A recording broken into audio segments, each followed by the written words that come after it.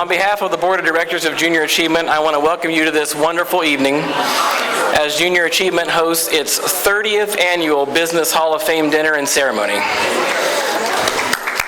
I know. It is truly an honor and a pleasure to be here this evening. Tonight we'll pay tribute to some brilliant innovators in their chosen fields.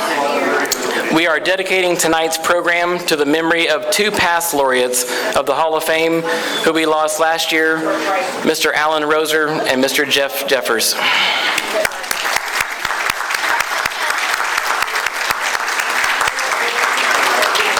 Now this next section is a little humorous because I always ask the board of directors to stand. The problem with that being is they're all back here and you can't see any of them, but there truly is a phenomenal group of people that you see them at the front when you come in, you see them at the side with the raffle and coordinating the laureates and the past laureates in the past. So let's give a round of applause for our board of directors, please.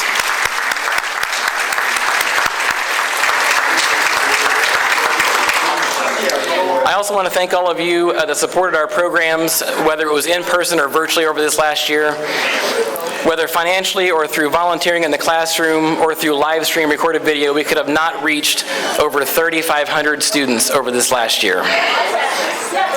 We continue to have more teachers reaching out to us in all of our surrounding counties. So if you would please, on your table, there's a card from Melissa Davis. She's our district manager for Junior Achievement. If you're interested in supporting a class or volunteering in the classroom, please reach out to Melissa. We're always looking for volunteers.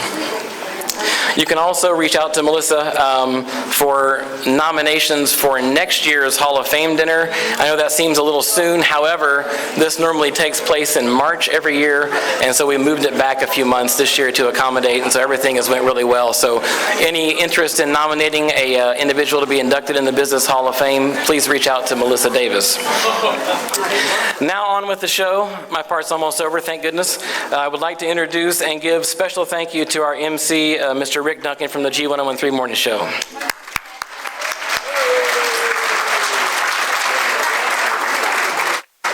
Nice to see Craig and I can shake hands again. Okay.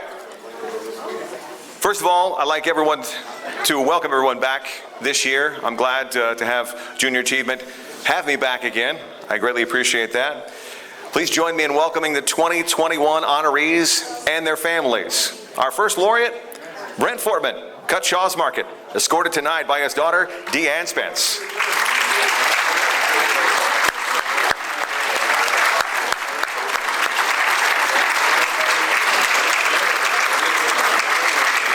Our second laureate tonight, Kent Fortman, Cutshaw's Market, escorted tonight by his grandson, Ethan Miller.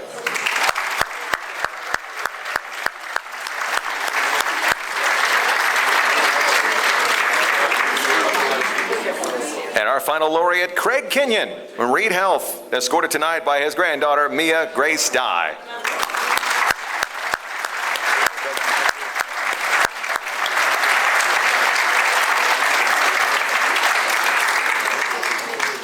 To our 2021 laureates. Did you get Roger Goldberg?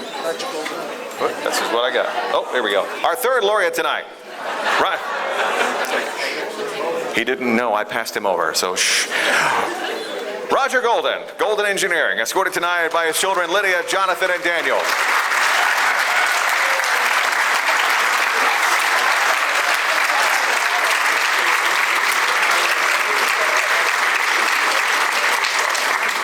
Save the best for last, Roger. That's why I did that. I did that for your benefit, man. Okay. To our 2021 laureates, tonight we honor you for giving not only your time, your talents, and your enthusiasm, but also for your passionate leadership in encouraging and inspiring others to do the same.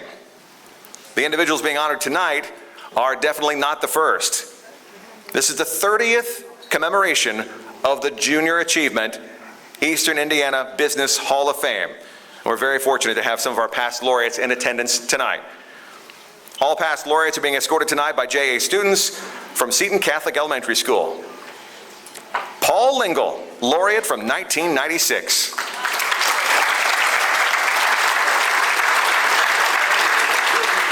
Miriam Roser, representing Alan Roser, laureate 2006.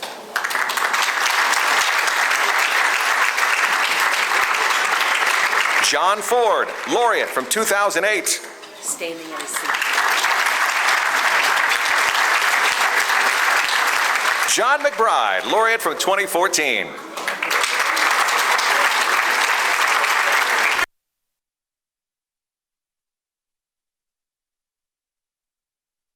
Laureate from 2015.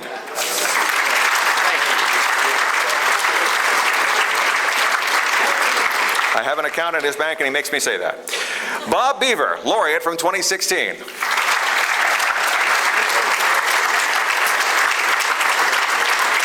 Eric Van Vliet, laureate from 2018.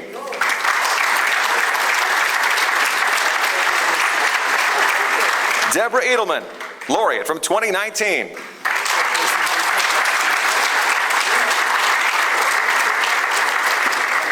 My official favorite laureate, my employer Dave Rogers, laureate from 2019.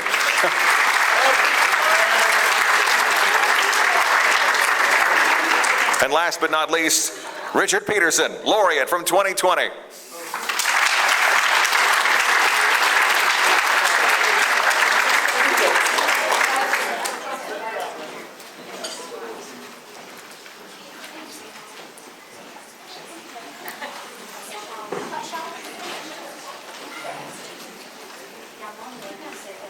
Let's hear one more round of applause for all of our past laureates attending this evening.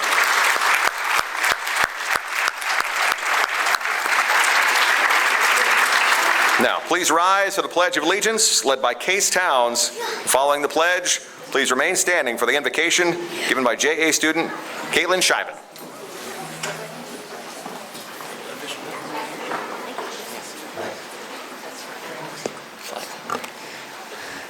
I pledge allegiance to the flag of the United States of America and to the republic for which it stands, one nation, under God, indivisible, with liberty and justice for all.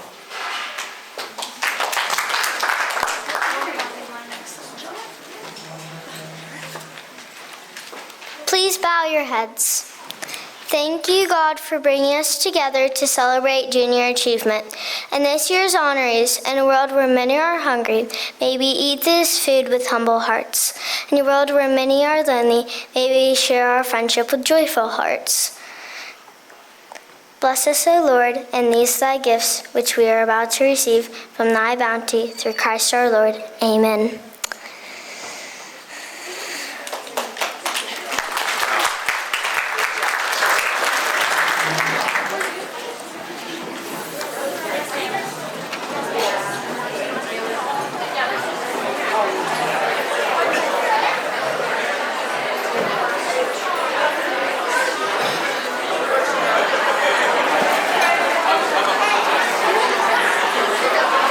So, the centerpieces on your table, they're beautiful, right? As always, they do such a great job. Put together by our friends at Flowers by Carla. If you're interested in taking one home, look under your chair because the person with the yellow card takes home that centerpiece.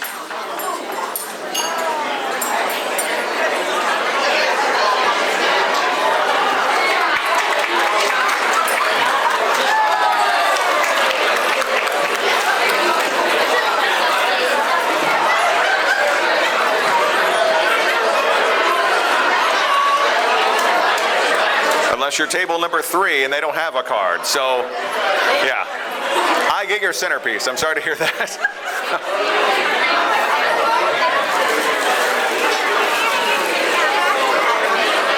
So, as we continue on with the evening's festivities, it's time for a little event we like to have called the World's Fastest Fundraiser.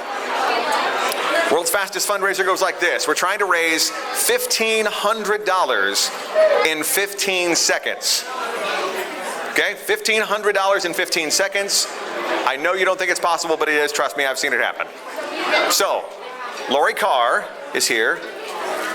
A round of applause for the lovely Lori Carr. She can't clap, her hands are full. They're very slow to applaud, that's okay. They didn't hear me, Lori. Try again.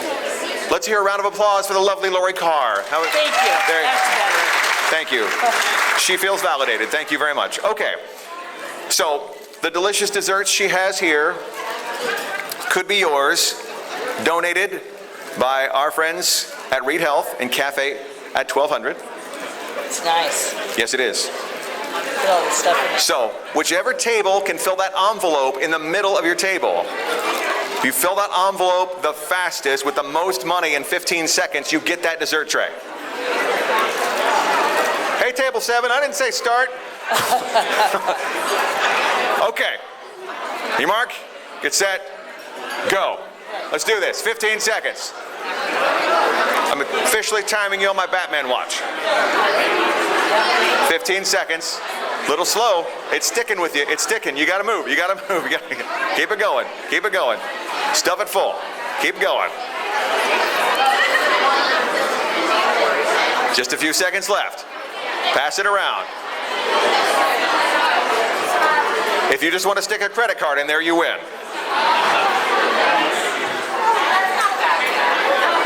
Three, 2, 1. All right, we're down. Unless you're still stuffing it with money, then continue. Okay, stop. All right, that's good. All right, so we'll send our volunteers around to collect the envelopes. They'll turn them all in, they'll all be counted, and we'll find out who is going to win the world's fastest fundraiser and that delicious dessert tray from Reed Cafe at 1200. So, on that note, once the envelopes are collected, you have your salads, dinner is served. We'll join back up here in just a moment.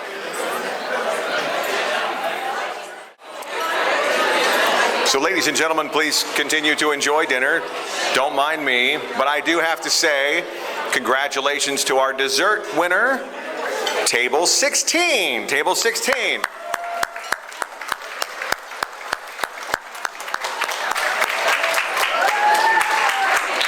Wait a minute, is that Craig Towns' table that won?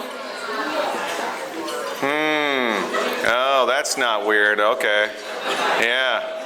I'm sure nothing was added there. Craig Towns' table wins. Okay. Sure. Anybody know if Craig Towns is on the JA board? Anybody? Anybody? Okay. Well, don't forget there is a raffle going on. And that raffle this evening is for an overnight stay at Houston Woods Lodge and an 18-hole round of golf for 2 with a cart at Houston Woods. It's valued at over $300. And to get your raffle tickets, you can get those at the table in the area over by the bar area, just this way. Get those for $1 per ticket or 6 tickets for $5. Drawing is coming up in just about 10 minutes. So again, still time to get your tickets for the raffle at Houston Woods Lodge. At this time, we want to thank our sponsors for tonight's event. Thank you to our title sponsor, Reed Health. Also, the guest reception sponsors, First Bank Richmond, Indiana University East, Craig Kenyon, Recycling Center Incorporated, and Whitewater Broadcasting. Table sponsors, Cut Shaw's Market, Harrington Hoke Insurance, Number 9 Grill, and Wayne Bank. Contributing sponsors, Three Rivers Federal Credit Union. And a special thanks going out to Armstrong Cleaners for my tuxedo. Also, Cafe at 1200, Flowers by Carla, Forest Hills Country Club, they're doing a fantastic job as always. Heartbreakers, Meyer, WCTV, and Pat O'Neill for sharing his beautiful music. Let's hear a round of applause for all of those fine people for making this possible this evening. So thank you for all you do to help out Junior Achievement and their mission. It is greatly appreciated. So, this time please join me in welcoming Jeff Taylor, President and CEO of Junior Achievement, to give some remarks about the direction of Junior Achievement. Jeff? Thank you, Rick. Good evening. You know, Rick mentioned this before. I have never been so happy to shake so many hands in all my life. This is fantastic. We're out, we're hugging, we're shaking hands, we're together. This is great. Give yourselves a round of applause for coming out tonight. We do appreciate it. I want to first of all congratulate our laureates for all the things that you've done in the Richmond, Eastern Indiana area and providing service to the community, and congratulations on the success that you've had in your life.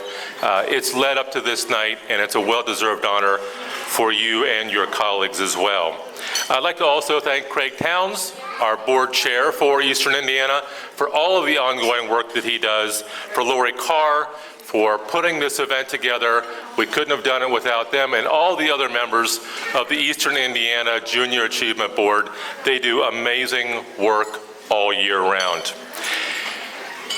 Everybody in this room has an impact on the students that participate in junior achievement. Teachers, classroom volunteers, donors, board members, community leaders. Everybody has a part to play, and everybody plays it. Let me ask a question. How many of you in here tonight have ever been to a United Dairy Farmers convenience store? All right, a bunch of you. Let me tell you a little story that is just a little bit scary for me.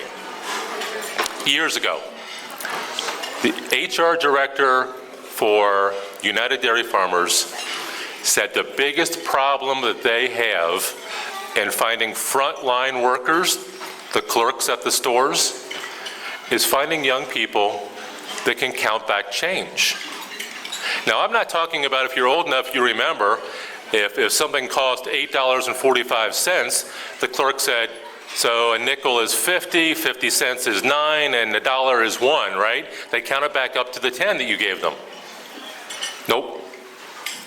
It's looking at the cash register and seeing that $1.55 is how much change goes back to that customer, and being able to figure out in United States currency what $1.55 looks like.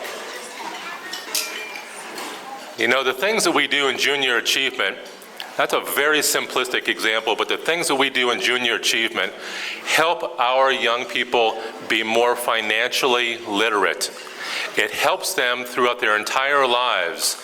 And we run the gamut from a very basic example of what I just shared, all the way up to something that we look to be introducing this coming year throughout our junior achievement footprint, and that is the Junior Achievement, hold on a second, Stock Market Challenge, sorry.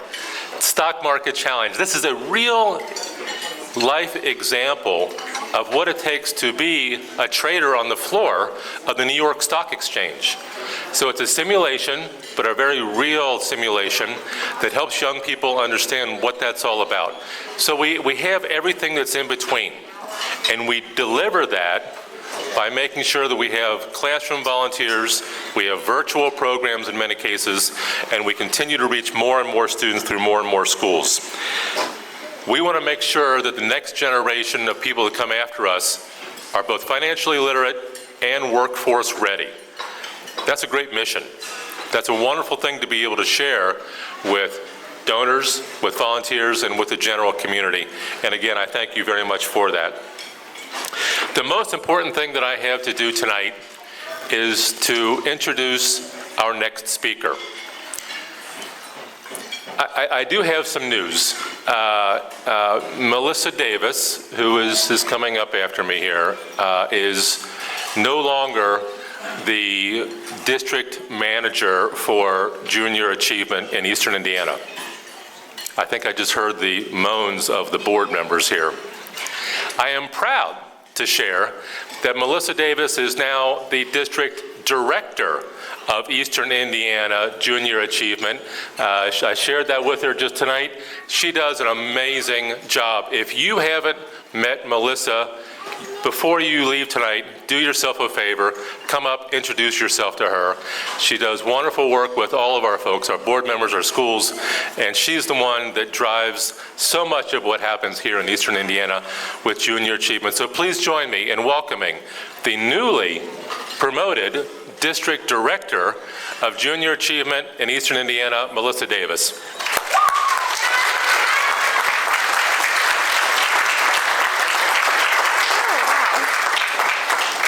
Thank you, Jeff.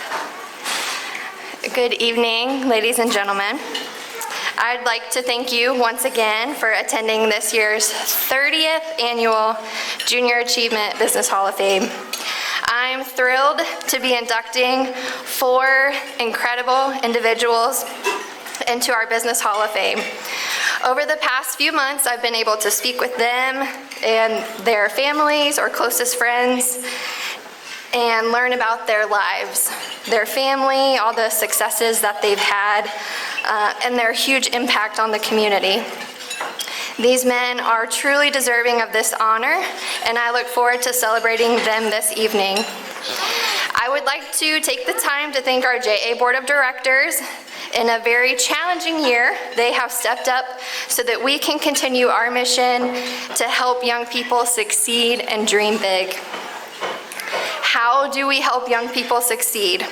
Well, if you're familiar with JA, you probably know we have programs, kindergarten through 12th grade, that teach concepts from areas of financial literacy, workforce readiness, and entrepreneurship. It starts out in kindergarten with topics of choices, needs and wants, goods and services, and the importance of earning and saving money. Each grade and lesson builds upon the last program to learning about budgeting, career planning, interviewing, and even starting a business. JA has activities woven into the lessons, and the kids truly enjoy learning about these concepts that are critical in making good financial decisions later in life. Now, I couldn't possibly tell you about all of the programs. There are almost 40 JA programs in total. But I want you to know that our programs can change a kid's life. And our financial supporters and volunteers are making this happen. Our volunteers go into the classroom and help students connect what they are learning in school to what happens in the real world. We have not stopped this past year. In fact, just like you all, I'm sure, we've worked harder than ever to continue our mission and to continue reaching students throughout the pandemic. We transitioned our programs to be available virtually to teachers and students. We also created new programs like the virtual Career Exploration Fair for elementary students. We're so thankful for the volunteers who participated this year by live streaming, providing a recorded video, and even the few volunteers who were actually able to get back into the classroom this spring before school ended. And we are so excited to get our volunteers, all of them, back into the classroom starting in the fall, so we can continue to make an impact on our local youth. I ask you to join us in this impact. So in a perfect world, every student in our district of Wayne, Union, Fayette, and Franklin County would have JA starting in kindergarten in every single year until they graduate. We currently serve nearly 3,500 local students a year, but there are so many more to impact. Let's make this perfect world a reality. You can sponsor a class, a grade, a school, even a school district through our JA Partner Program. And as Craig Towns mentioned earlier, you can reach out to me and I will share with you how you can volunteer with a local class and be a JA mentor, giving 3 to 5 hours of your time with local students. And the result of that is building a stronger and better community and economy. Finally, I would like to congratulate our honorees for this evening Each are unique in personality and have a different success story.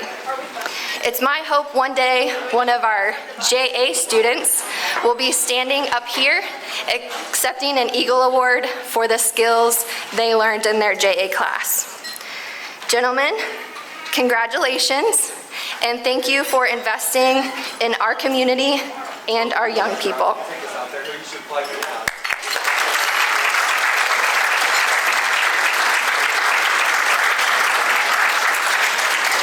Now, I would like to introduce you to some of those JA students. Here again are some JA students from Seton Catholic Elementary.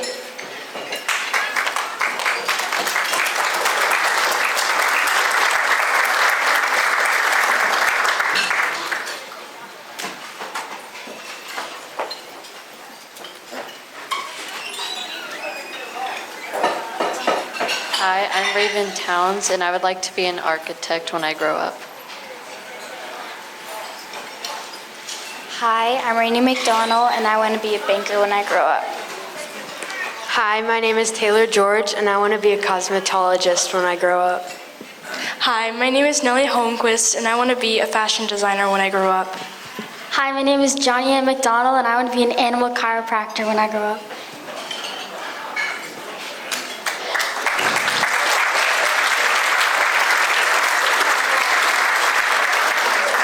This year, we learned the characteristics of a global market economy.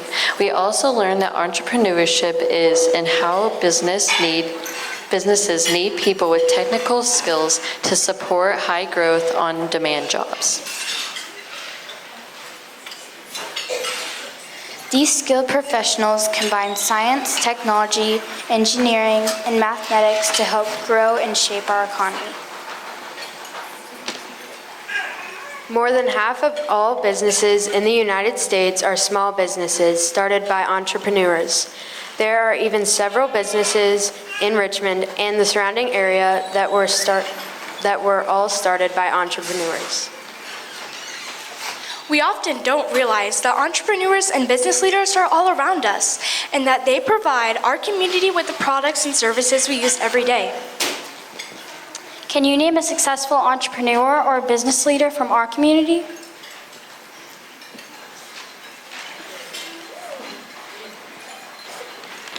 Mr. Roger Golden of Golden Engineering.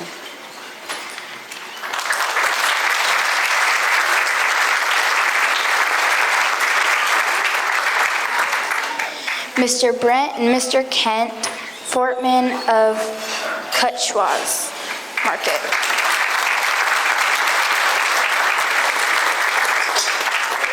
Mr. Craig Kenyon of Reed Health.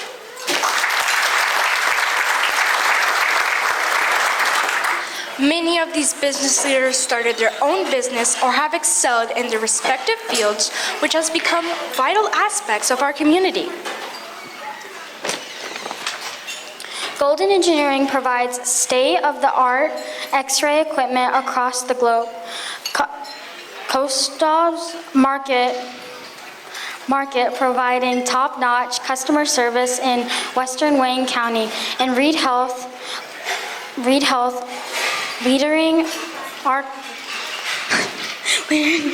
our communities to well begin one person at a time.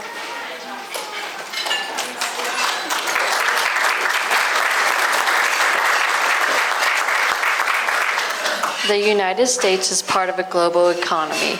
Large businesses are interdependent, meaning they depend on workers and suppliers outside of their company and who are often in other parts of the country or other parts of the world.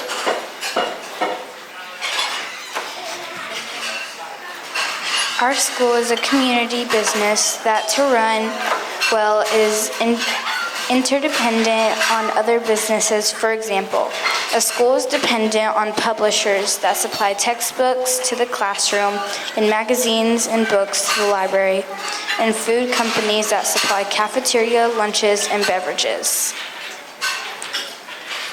Thank you for bringing junior achievement to our classrooms. Have a great evening.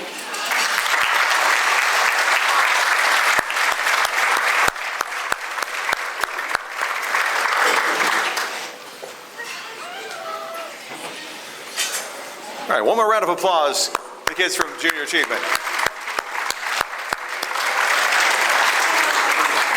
So as we get things underway, so last year, March 12th of 2020, this was the largest gathering in the state of Indiana.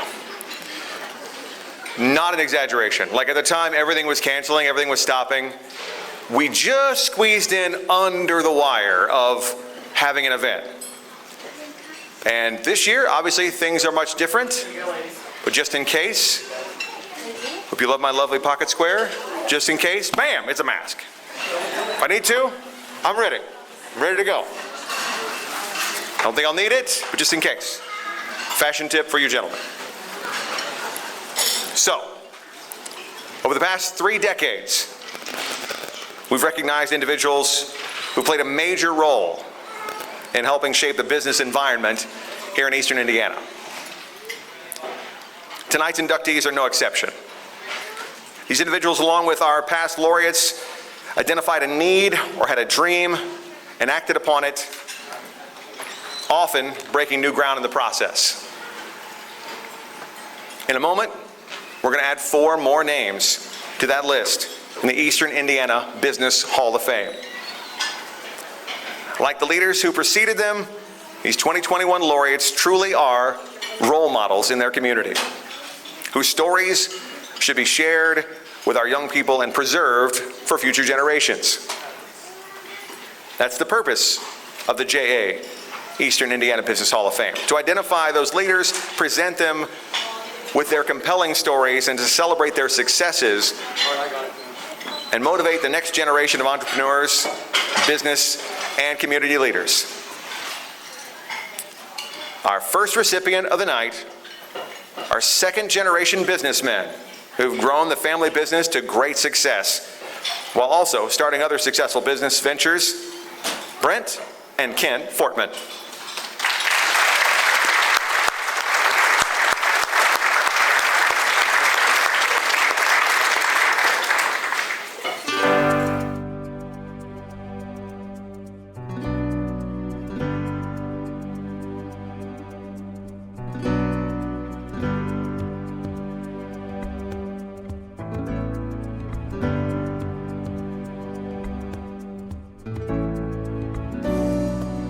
Robert Kent Fortman, born December 2nd, 1955, and Brent Fortman, born December 23rd, 1957, were born in Newcastle, Indiana, to Bob and Janie Fortman. Kent is the oldest, followed by Brent, and they have 2 younger sisters, Kenna Fagan and Tracy Fortman. They grew up in Cambridge City, where they always had lots of kids in the neighborhood to hang out with.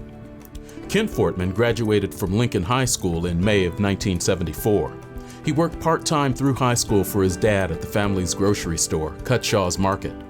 After graduating high school, he continued working at the store full-time along with his brother Brent, and after a couple of years, the brothers purchased several rental properties in town. It was while working at the grocery store that Kent met his wife, Jama, who was also working there as a cashier.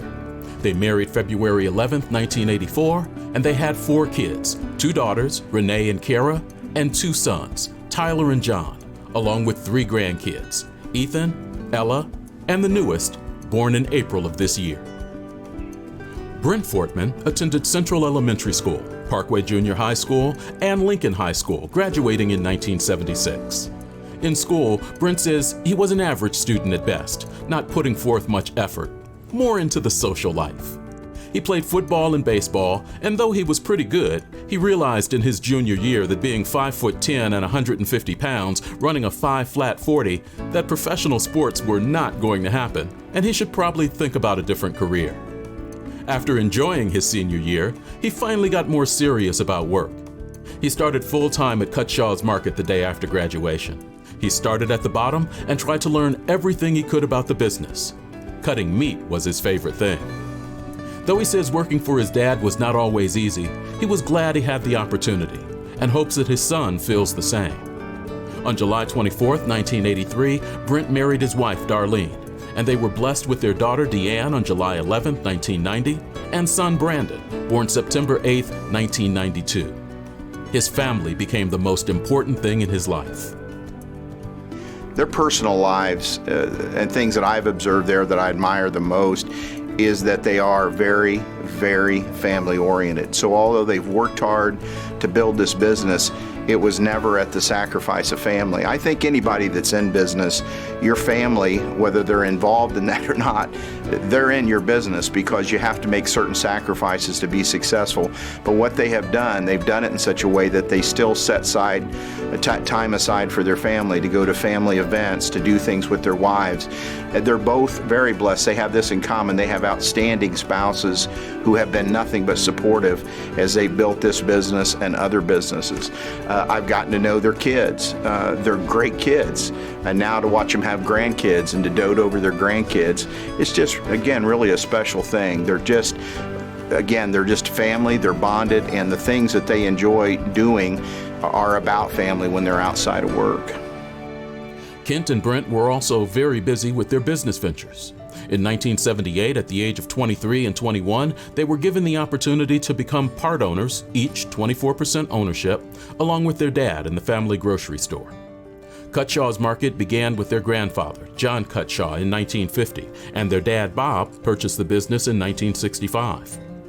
Between 1982 and 1986, they purchased and refurbished 2 local businesses that had closed in town, and they reopened them, Hilltop Drive-In and Lakeview Restaurant. In 1988, they sold both Hilltop and Lakeview to focus on their families. Then, in May 1993, when their dad decided to retire, they purchased the remaining ownership of the grocery store from him and became equal partners in the business, which they have continued to own and operate to this day, along with their rental property business. One of the things that emphasizes their entrepreneurial spirit is that they're not closed-minded about things. They're willing to be open and look at things. I think an example of that would be at one time with Cutshaw's, they were looking at, hey, would our clients potentially, or our customers benefit from having a pharmacy in here? Would that work? Does it make business sense? And so they evaluate that, and they had a pharmacy in there, and it made sense. And maybe if it doesn't make sense another time, they're not bound by that. So I think they're always forward-looking. I think as far as the entrepreneurship part of it, they also like a challenge. You know, some folks that have had success in the world, and I would definitely consider both of them as having success, they get kind of complacent. Okay, I'm making a pretty good living, and I'm okay with this. I think that's what pushes them, is just that, hey, that challenge of doing it. Hey, we got this empty building. It doesn't look like a whole lot right now, but what can we do? You know, you've been in number 9. It's a neat place. It's got a neat atmosphere, and to have a vision to do that and to keep plugging with the energy that it takes to do that. I'm not a young fellow myself anymore, and they continue to display just a high energy level to do those things. On June 9th, 1999, a fire totally destroyed the building that was Cutshaw's Market. It's easy to look back on a tragedy for them when they lost their business due to fire in June of 1999. And being a business neighbor, I was there that morning almost when it was started. And they already had the resolve to rebuild. They never wavered for 1 second.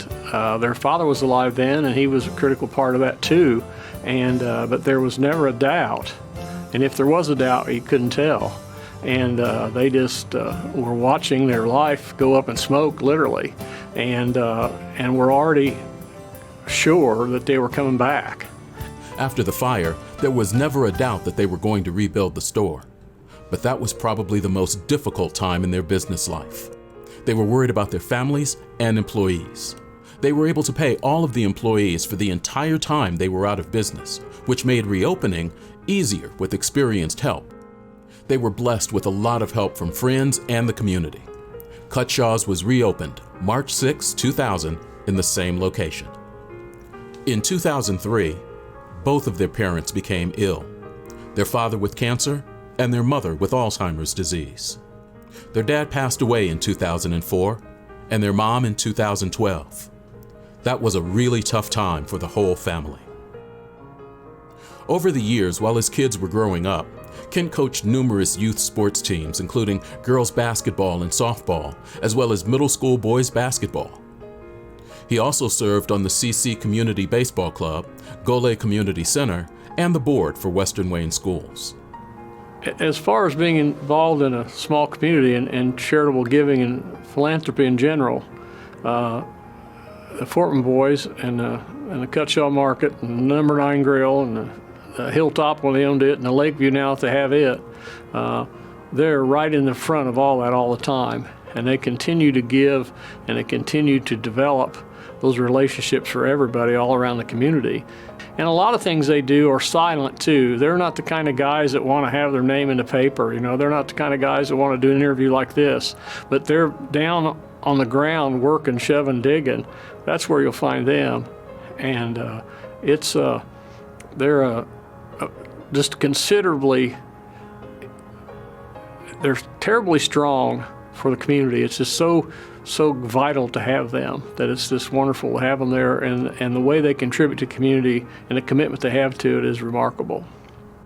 Now that their kids are older, they've been able to help them start businesses for themselves. In 2013, Kent and Brent purchased a local historic building on Main Street in Cambridge City and helped start the Number 9 Grill. Their sons have since taken full ownership and continue operating the business. And ironically, their kids have also purchased and refurbished the Lakeview that they once owned, which was reopened last year. I think what Kent and Brent have collectively meant to that community has been enormous. They'd be the last ones to tell you that. Again, they're not recognition seekers, but watching it, they have been a consistent, viable, good business. You go in there, they run a clean business. Everybody in town knows they're honest to deal with. And that somehow, it's not a direct thing. I think it's more indirect. It has such an indirect impact on how other businesses operate, how other businesses are viewed. And they've always been pro Cambridge City, pro Western Wayne community. Now also pro Wayne County, but they grew up in their community. They continue to make their living out of their community, and they never forgot the fact when you make a living out of a community, you need to give back. And so how they run their business, I think the impact they've had is far more than their businesses, because other businesses observe the success they've had and say, what causes it? Hey, they're there. They're hands-on. They treat people well. They run an honest business. All those things have to be reflective. Especially in small communities. That's what catches a fire about making somebody else want to start something. Throughout the years, Brent and Kent have employed hundreds, if not thousands of people from the Western Wayne County area. There have been many high school kids that they have tried to lead in the right direction. There have been families where every child in the family worked at one of their businesses. There have been high school kids who have continued to work their entire career with the Fortmans. They say probably the most rewarding part of being in business the last 45 years has been the fact that they have been able to employ so many people and help Cambridge City grow. Junior Achievement is proud to honor two of this year's laureates for their 2021 Business Hall of Fame, Brent and Kent Fortman.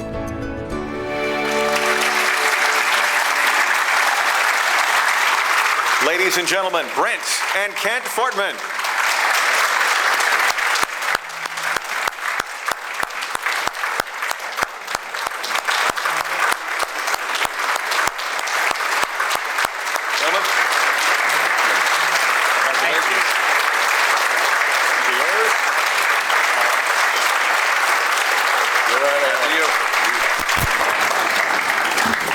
Wow, I'm kind of wore out after watching all that. I didn't realize I'd been that busy. First of all, let me thank everyone for coming. Thank Junior Achievement for this award. I want to congratulate I know Craig. I was going to say Mr. Kenyon and Mr. Golden on receiving the award also. I'm not very good at this, so bear with me. I'm a little out of my element here, as Chuck and Jim referenced. This isn't kind of Brent and our thing. You're going to get the real show when Craig comes up here. But that that being said, I do want to take the opportunity to thank my family, my wife especially, all the employees, past, present, that have made us be successful and helped us to become successful. And I'm going to keep this short so Brent can talk more than me. When Melissa called and told us about the award, Brent and I are both like, what? Why? What? I mean, we get up, we go to work every morning, we go home at night, we get up, we do the same thing 7 days a week, that's us. But it's an honor, we appreciate it. I know there was one thing I wanted to say, and I had to write it down because I knew I'd forget. When we were kind of shocked and thought, why us? And it wasn't until the other day, and most of you in this room probably got a letter or a receipt or whatever it was from Junior Achievement. And I want to read a couple sentences, if you'll allow me, to quote it. Junior Achievement and its volunteer instructors are focused on teaching K through 12 students the vital skills for what's ahead, introducing them to structure, support, and self-sufficiency in areas not covered by traditional school curriculum. Well, unbeknownst to me, Brent and myself have been Junior Achievement volunteers for the last 40 years.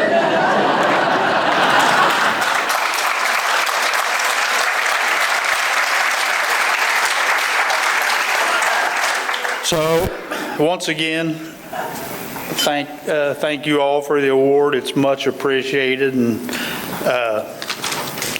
I guess I got everybody on my list as long as I got did I say my kids? My kids mean everything to me, and Chuck said that. But it's an honor, the fact that we get to work with them every day, just like we did our dad. Thank you.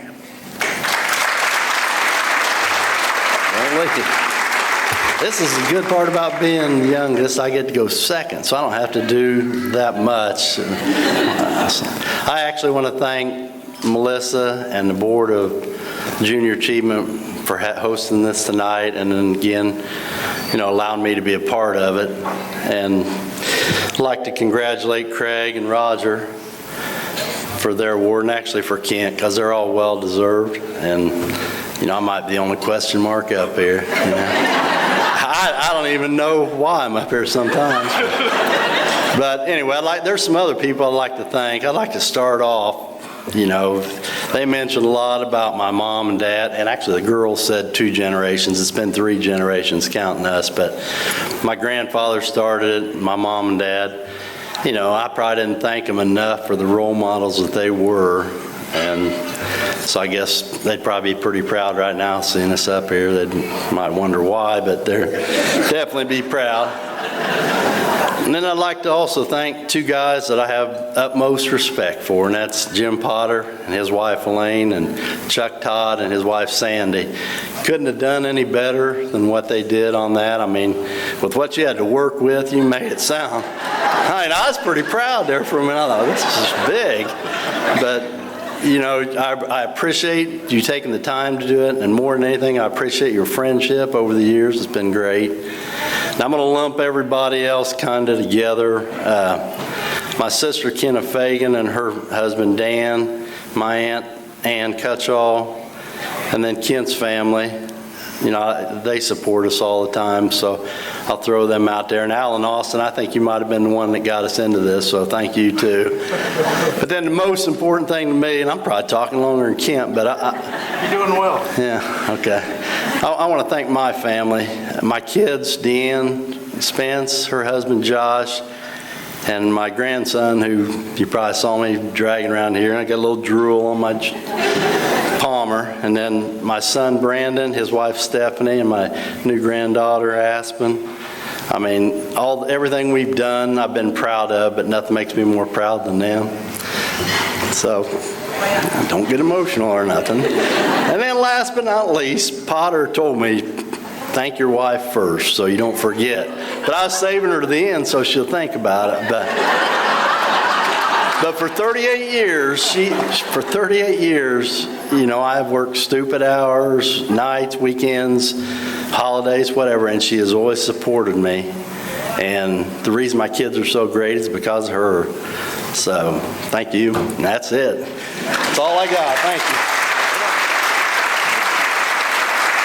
There you go. Lead to all your awards. Thank you. Thank you very much. Thank you, sir. Congratulations.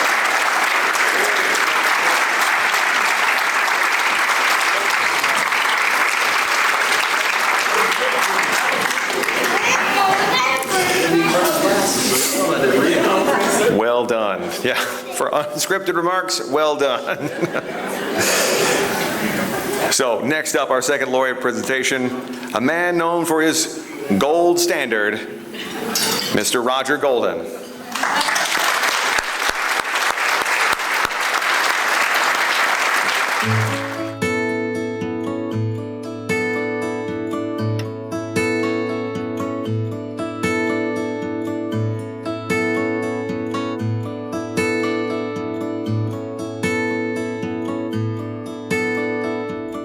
Roger Golden was born in Detroit, Michigan on July 16, 1967. He was the third of 4 children, born to John and Mary Golden. His siblings include Philip, Brenda, and Melanie. His father, John, worked as a design engineer for Bendix Corporation in Ann Arbor, Michigan when Roger was born. One of the products he designed was a portable X-ray generator.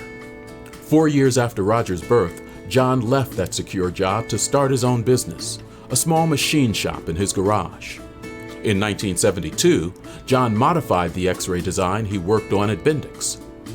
The new X-ray was called the Inspector 200, and the new company was called Golden Engineering. It appeared that Roger would be mechanically minded like his dad.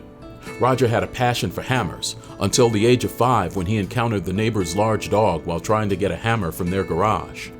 135 stitches to the face dampened Roger's enthusiasm for hammers.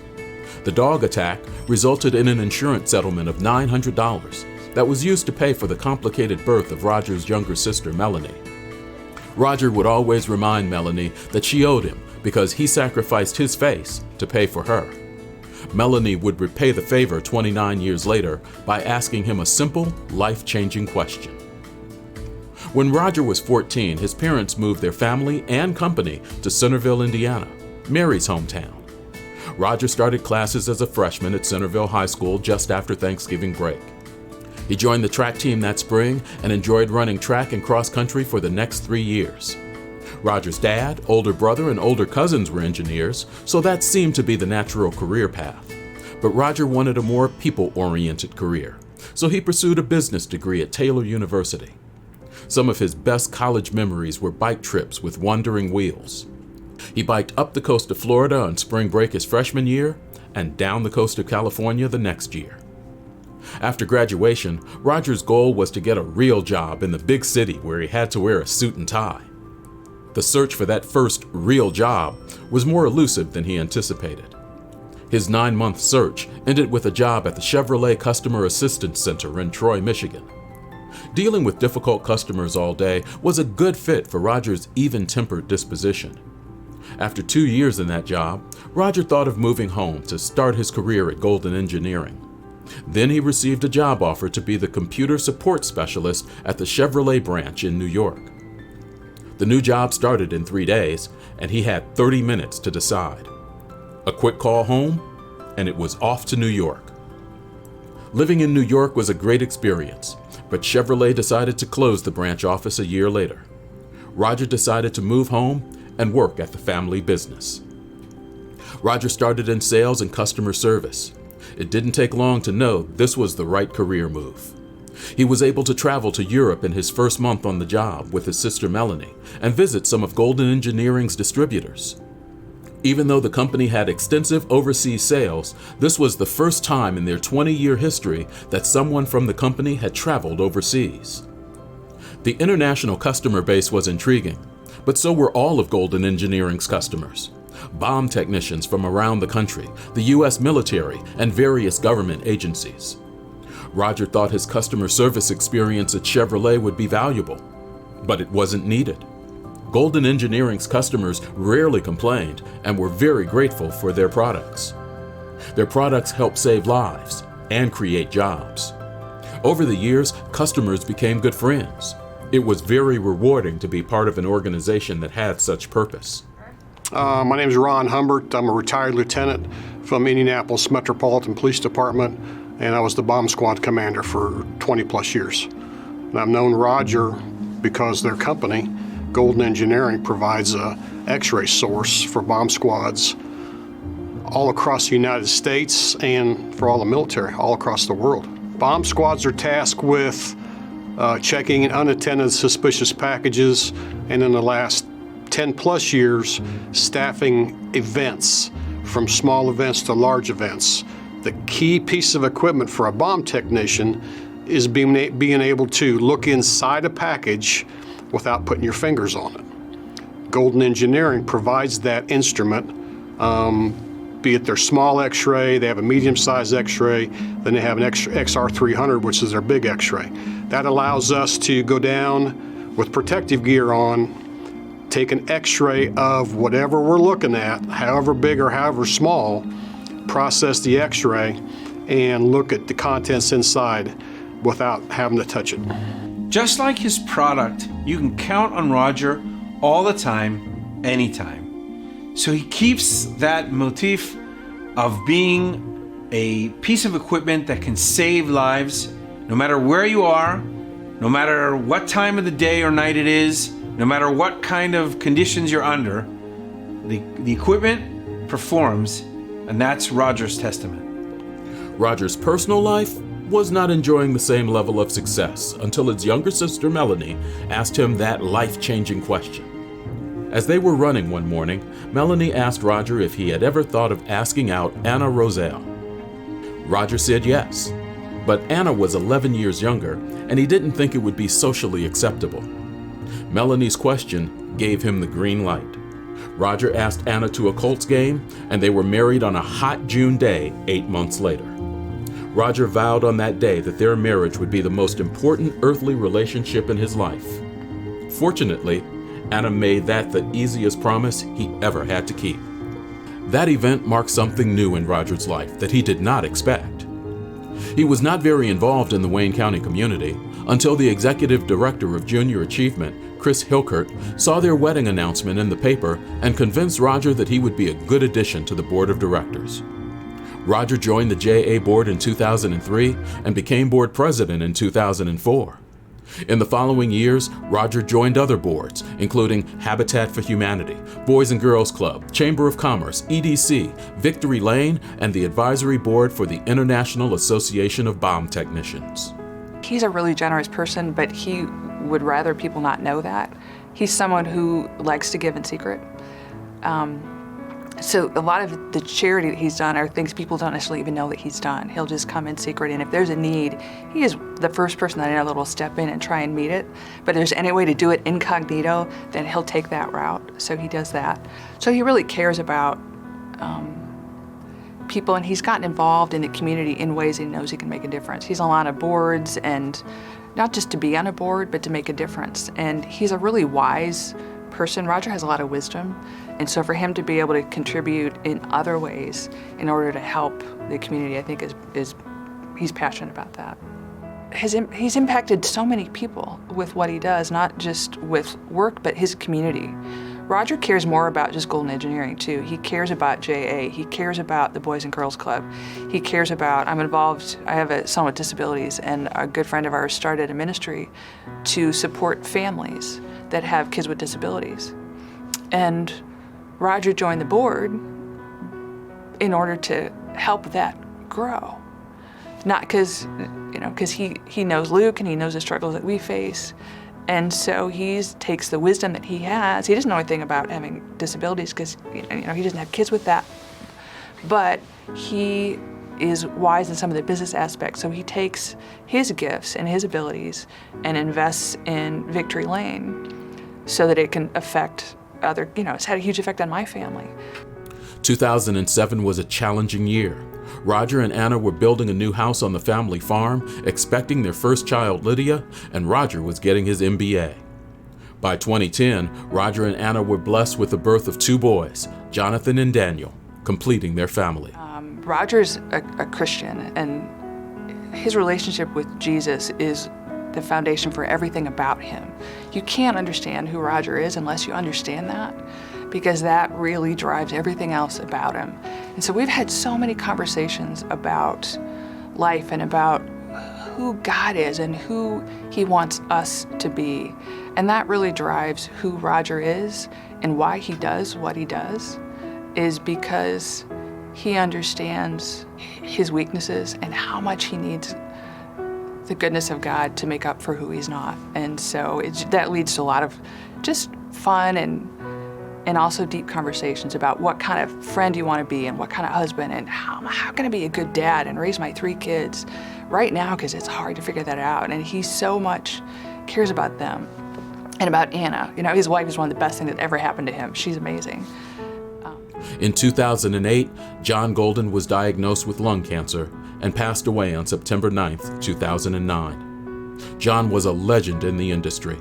He designed a unique product that saved hundreds of lives, and he developed many of the manufacturing processes necessary to make the product.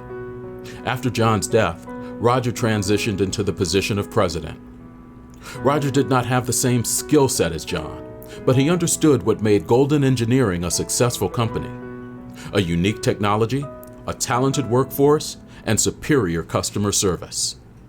While John focused on building a world-class product, Roger focused on building an organization that is worthy of the product. Roger sometimes challenges the staff at Golden Engineering by saying, "We are the world leader in portable X-ray technology.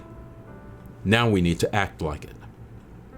Roger tried to foster an environment that encourages innovation and build a culture that promotes individual responsibility. So a lot of small family-owned businesses that I have worked for don't talk about the legacy of the company or the product that they make. And Golden Engineering really, John and Mary really talked about that, and Roger has taken that to heart.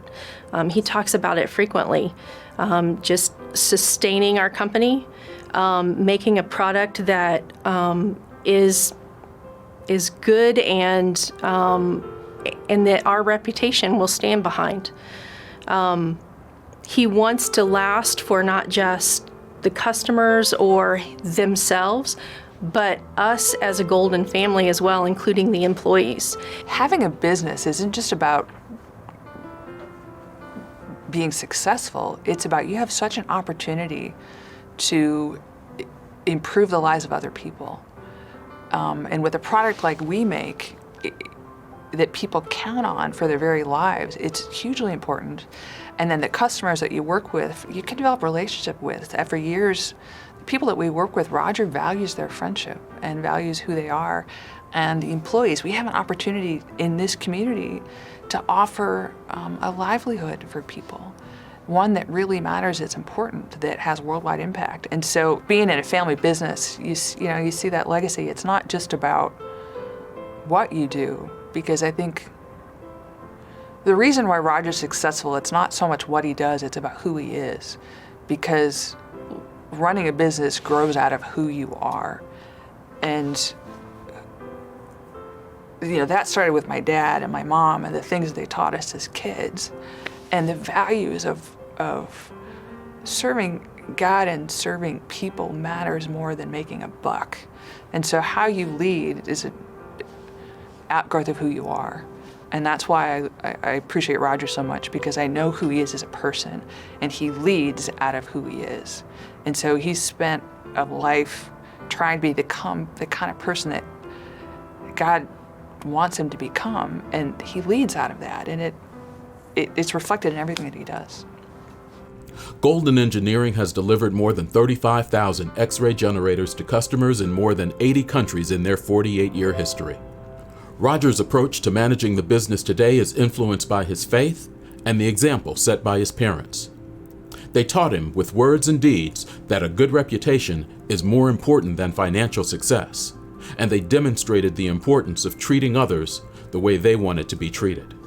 So his business philosophy really came from his parents, John and Mary, and part of it is about building relationships with not just our customers, but also all of the employees at Golden Engineering. If you look on our website, we talk about from design to shipping. The relationship starts with the design, but it doesn't end with shipping the product. We follow through with any post customer service, and it's a relationship for as long as you have the unit and even beyond. Roger is determined to keep the family business growing and improving.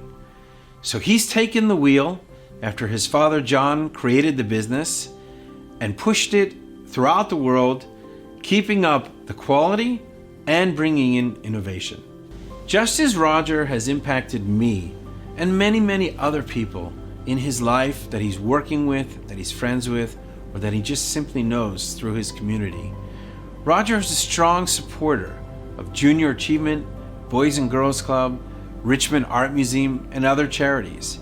He gives to everyone around him, and I think it's a very wise choice to induct him into the Junior Achievement Hall of Fame. That's well deserved. It really is. It's amazing he's been out here. They've been out here for so many years and people really don't know what they do.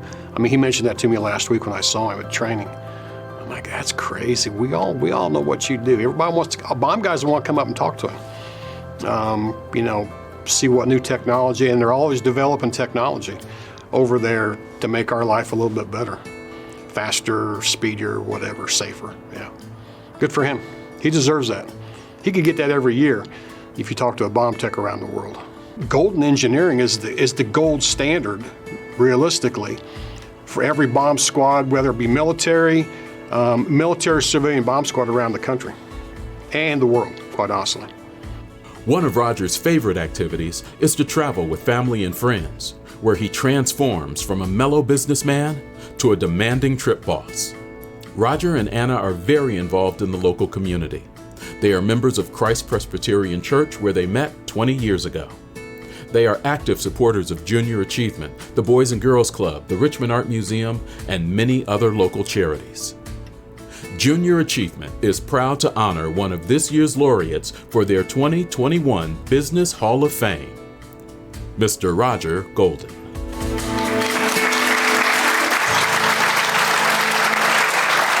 Ladies and gentlemen, Roger Golden.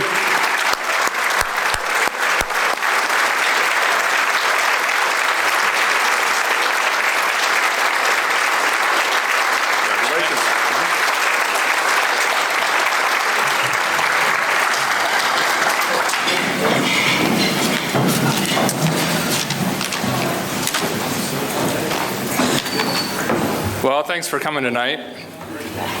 This is the 18th time I've been to this event, and I can tell you it's a little different seeing my life up there instead of someone else's, for sure.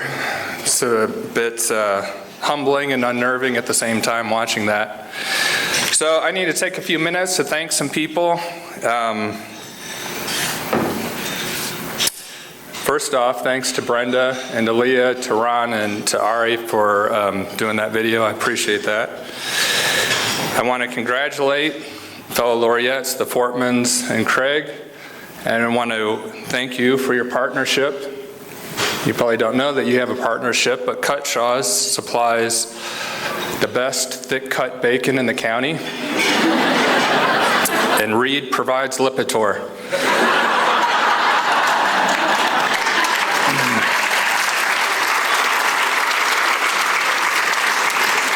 So anyway, that allows me to enjoy the bacon and keep my cholesterol level in a reasonable range. So anyway, thank you. As for my community involvement, that's a team effort with my wife, Anna.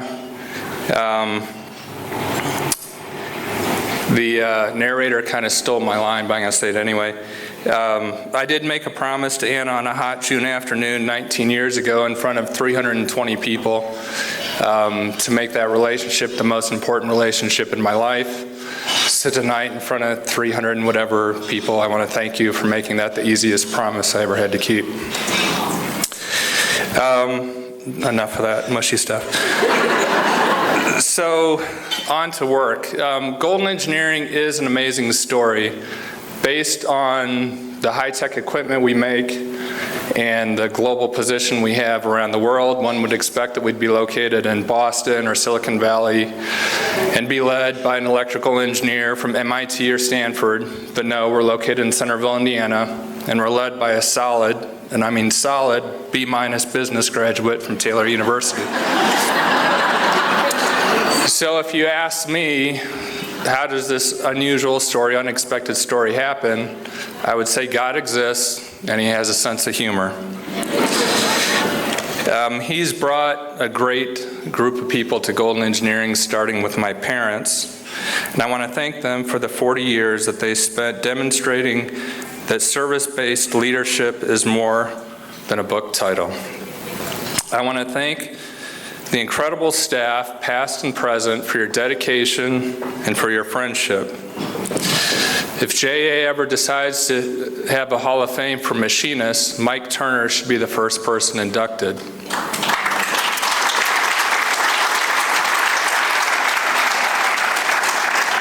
So at the end of the day today, someone was giving me public speaking advice from work and said that I should not point but use the palm of my hand. So Mike Turner is sitting over there. Was that good, Rachel? Was it okay? Thank you for that advice. Anyway, I need to say thanks to our customers. I was president of the JA board in 2004 and referenced an article in the USA Today for the opening comments to this event. There was a line in that article that said, terrorists and CEOs are the only villains left. 17 years after that, 17 years later, CEOs are still on the list, but terrorists, surprisingly, have been replaced by the police. We had customers that went in those buildings in New York on 9/11 to do their job, and they never came out. As Ron said, we have customers today that put on bomb suits in 90-degree temperatures and try to disarm bombs that are intended to kill other people. So I want to thank them for their dedication and their self-sacrifice.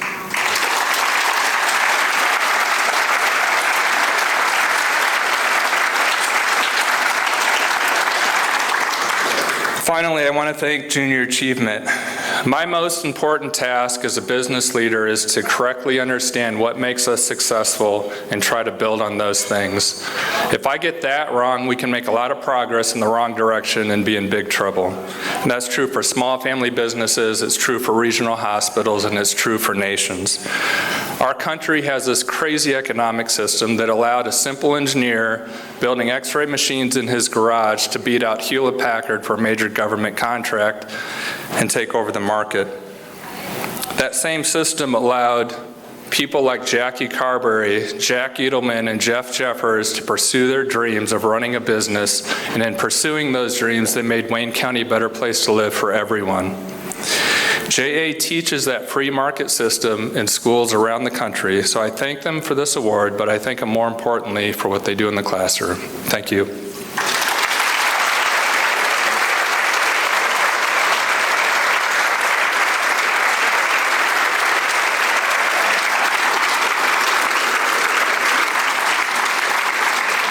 Roger Golden.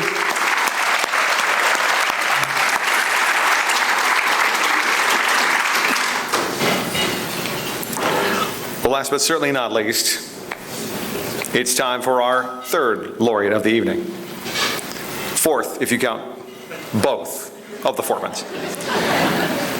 Our final laureate this evening has been a leader for the tremendous growth of Reed Health over the last 13 years. He is Craig Kenyon.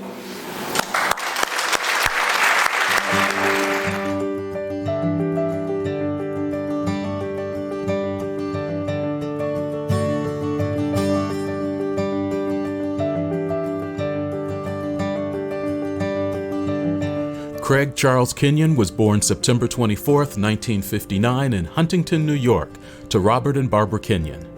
Craig has two sisters, Margaret Grayburn and Deanne Foley, and a brother, Stephen Kenyon. Craig graduated from John H. Glenn High School in Elwood, New York in June 1977. He then attended Grove City College in Grove City, Pennsylvania. He graduated with honors in May 1981 with a bachelor's degree in accounting. For Craig, childhood summers not only involved fun trips to the beach, but also involved visiting his mother's family in western Pennsylvania. This rural area led him to many memories where neighbors were defined in terms of square miles. He learned from an early age the bond that community can create. Craig met his wife, Lisa Ann Ford, in a humanities class in the first 2 weeks of his freshman year at college. They still celebrate their first date of September 23, 1977. Craig's working career began at age 13 as a newspaper carrier for Newsday, earning him the status of master carrier. From there, he worked odd jobs to earn his way through high school and college. His first job out of college was with Babcock & Wilcox Tubular Products as a cost accountant. He continued his career, working through various accounting positions until 1990 when he became the Chief Financial Officer for Fayette Memorial Hospital in Connorsville. He earned many accolades from this post, including opening an adolescent substance abuse center and being responsible for the program. In 1995, Craig became the Chief Financial Officer for Reed Health in Richmond. In fact, he was the first CFO hired into Reed and implemented their first integrated financial and clinical information system. In 2008, Craig was named President, Chief Executive Officer of Reed Health, a position he still holds today. The list of accomplishments is very long, and the work he has done, remarkable. When you talk more, too, about the recipients of this award, why Craig stacks up so well in that group is not only this commitment and ability to focus in on the individual he's dealing with, but also to direct a multiplex corporation, even in healthcare. Healthcare is probably the most complex business I've ever been involved in as a director. And Craig just has those traits beyond that ability to focus. He sets the example for the organization. He is tireless. He is committed to our patients and our community. And he has grown people in those positions that report directly to him. So you might not think healthcare originally, you sort of think about hospitals and surgery and medication and so on, but you quite often don't think about it as a business. And yet, in many areas, you need to have a business perspective in order to keep the hospital healthy so its patients can be healthy. And that's where Craig really shines as well. Craig has had a huge impact on Richmond and now the surrounding counties. We have a fully functional healthcare system that's financially stable. The physicians participate in the management and the decision making, and they seem to be really working well in that system, and we're able to deliver the kind of high quality healthcare that our community deserves. So through Craig's leadership through this whole thing, we have actually grown this hospital to become a regional health center, and I'm pretty pleased with the way Craig has done that. He was instrumental in creating the Reed Health Police Department, transitioning their security department to fully trained police officers. He has facilitated a pipeline of physician supply to improve the shortage of primary care providers in the region. He has been able to oversee expansions of Reed's cardiac, orthopedic, and other specialized services into more rural positions of the region, which encompass Wayne County, the 6 surrounding Indiana counties that are even more rural and underserved, and 2 adjacent counties in Ohio. We are a primary stroke center now, and if you have a stroke, you need to get care within 3 hours. And if you can do that, your chances of a full recovery are quite a bit better. It's nice to have that here, to know that you're within minutes away from that type of health care. And then we're also a level 3 trauma center. Same thing goes. If you're in an accident, you have trauma, you need to be stabilized quickly. And Reed is qualified to do that. So those things all happen under Craig also. acquired Fayette Regional Health System out of bankruptcy, and reestablished continuity of access to health care for a community with high risk and socioeconomic conditions. Donated a home owned by Reed to JC, a program of the Children's Justice and Advocacy Center where children are interviewed in a comforting home environment regarding cases of abuse. Led the charge to navigate through the relentless coronavirus pandemic. Established a regional COVID-19 virus vaccination center to serve a 4-county area. Advocated at the State House and in Washington, D.C. for healthcare policy through the Indiana Hospital Association and the American Hospital Association.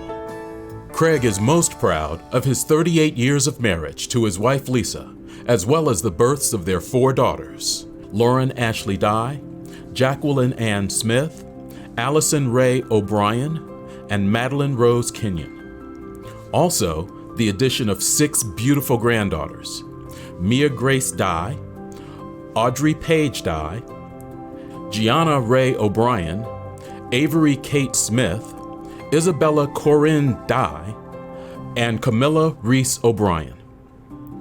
Shortly after these things comes his daughters graduating from college, his relationship with Jim Perry as an adult mentor in high school, CPA achievement, IU honorary doctorate, and bond rating achievements for Fayette and Reed Health. To go along with this, his happiest memories include meeting and marrying Lisa, buying his first home, raising 4 girls, 6 granddaughters, summers and holidays with extended family, being blessed with loving and supportive parents and family, growing up in Long Island with access to New York City and the ocean, being offered a position with Reed, and most importantly, his 1967 Chevelle. When asked when he knew he wanted to get into this business, he replied that he never knew he wanted to be in healthcare until he had an actual career in healthcare and never strayed. His most exciting time in business has been the relocation of services to the new Reed campus from the old campus of over 100 years. But each year, Reed does an analysis provided to the community as well as regulatory agencies on the amount of monies that are provided back into the community, whether that be free emergency room services, giving to various causes. And Craig's at the forefront of that. That's one of the commitments we've made as a healthcare system, is to give back to the community in many ways beyond just good healthcare. And so, we have programs where we have nurses calling on people in their homes that might not have the ability to get to the hospital, and we'll go out to them. I think if you look at Craig's commitment, that's really sort of a quick sentence to describe it, is we go out to meet those needs. It's not a matter of you got to get to us. We'll be there.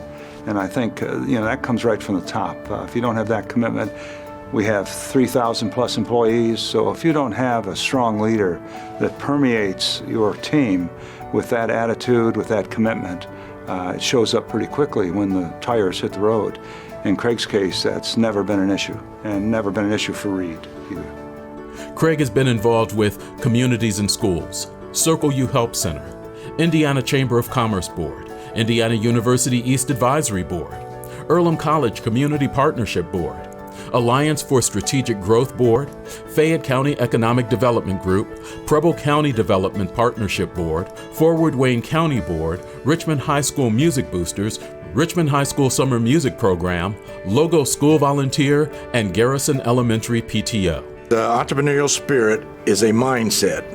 It is an attitude and approach to thinking that actively seeks out change rather than waiting to adapt to change. It's a mindset that embraces critical questioning, innovation, service, and continuous improvement.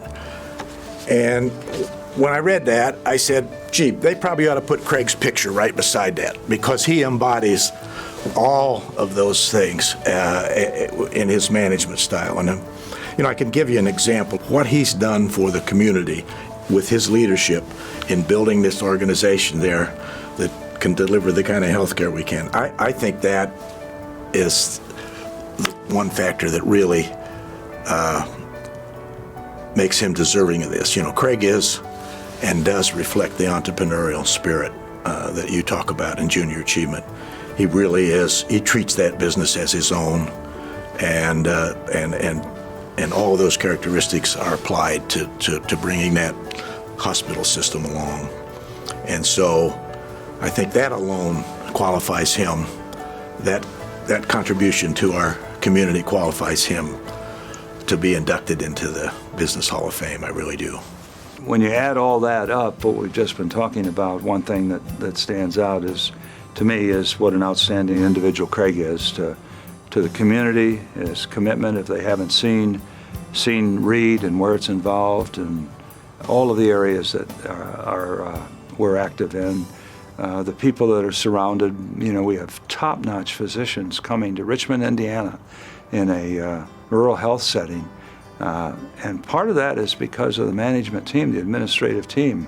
But none of that happens on its own. You ultimately have to have an individual, I believe, that can make that happen using all the tools and management skills and traits, both in the business and in your personal life as well. Just the calmness that evades the organization. The image of the duck on top of the water and the feet are going like crazy, but the duck's just floating along. I mean, that is very apropos in many cases in healthcare because of the way it changes in that. And Craig just has that unique ability to do that. I think our board's biggest challenge is finding the next Craig when it comes time.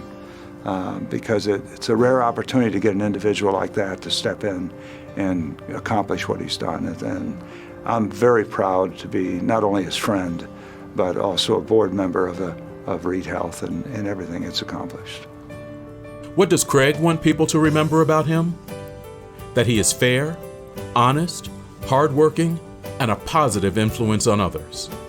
He wants people to say that he was never shy about asking, why do we do it this way? He has a passion for innovation and always looks for a better and faster way. If you can imagine it and think it through, you can do it.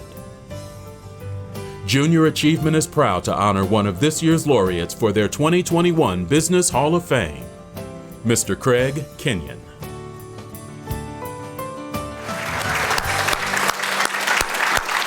Ladies and gentlemen, Craig Kenyon.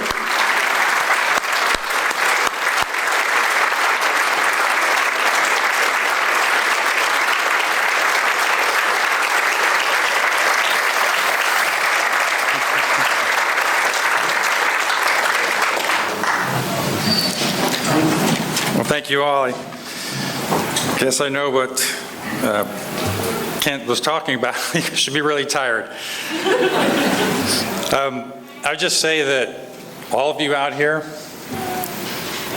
you look really great without masks. It's good to...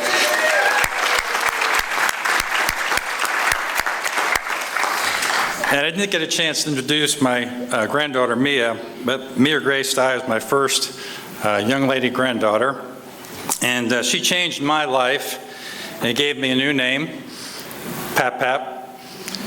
And then there were 5 more granddaughters who have changed my life and stolen my heart as well. So thank you for being here, Mia. And congratulations to Brent, Kent, and Roger. It's a fascinating journey to watch where you started, where you ended up, and congratulations to the entire organization for honoring them and selecting them, and the past laureates that were here, all amazing people, and just very proud to be associated with all of them. And I think from a standpoint of JA, I would say that I'm very humbled and honored to accept this recognition from JA. Your purpose and values boldly state, Junior Achievement's purpose is to empower young people to own their future success. And what a powerful opportunity this is for our youth and the chance to make a difference in their lives. I'm very proud to be associated with your organization for that and many other reasons. As to my accomplishments, I would like to first share a quote from John Donne, who once said, "No man is an island entire of itself. Every man is a piece of a continent." Everything I've been able to do and realize in life was a direct result of my wife, my parents, my family members, my mentors, and others in my life that supported me and took interest in my success and supported me during my developing and young adult years. In my career, my wife, my children, my colleagues, and the leaders I served with are always guiding me and supporting me to achieve new goals. And I am further grateful that many of those I hold dear are here with me tonight. Thank you again for this great honor.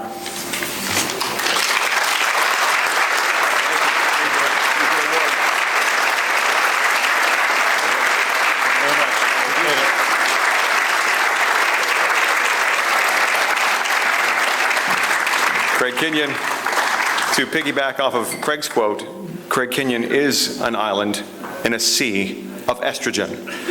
Just all women, just surrounded by, I've never seen that in my life. Bless your soul, Craig Kenyon. So, before we wrap things up for the evening, we need to announce our fundraiser that we had earlier. We were trying to raise $1,500 in 15 seconds. We failed. We got $2,683 instead. So, it's a good failure to have.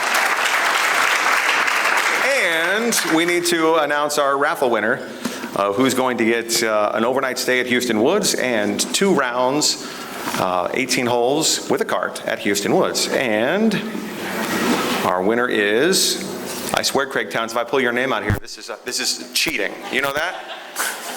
Okay.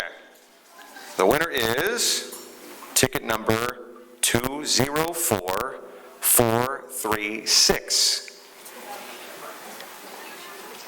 2044, right back there, Heather Trowine.